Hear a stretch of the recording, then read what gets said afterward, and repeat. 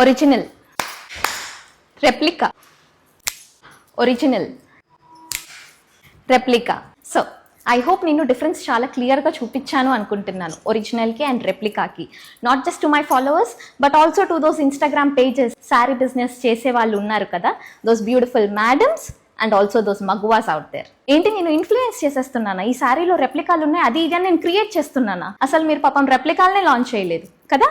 నా ఈ original sari photo మీరు పక్కన పెట్టుకొని ఈ రెప్లికా శారీస్ని మీరు పక్కన పెట్టి జనాలకి ఇదే ఒరిజినల్ శారీ అని సేల్ చేసిన వాళ్ళు చాలా మంది ఉన్నారు. ఒరిజినల్ శారీ 6,000 ఉండింది, అందుకని ఒక కాపీ ప్రోడక్ట్ రెప్లికాని హాఫ్ ద ప్రైస్కి లాంచ్ చేశాము అని చెప్పి ధైర్యంగా అమ్ముకోండి.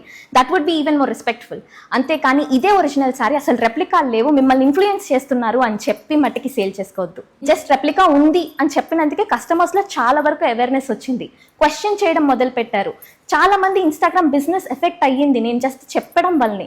ఇప్పుడు డైరెక్ట్గా రెప్లికాని చూపిస్తున్నాను కూడా. బికాజ్ ఉన్నాయి, జాగ్రత్తగా ఉండండి, నేను ఒరిజినల్ ఇక్కడ కొనుక్కున్నాను అని చెప్పడం వలన నేను ఒక పెయిడ్ ఇన్ఫ్లుయెన్సర్ అని ఒక ట్యాగ్ ఇచ్చేసారు నాకు. This is mom and mini.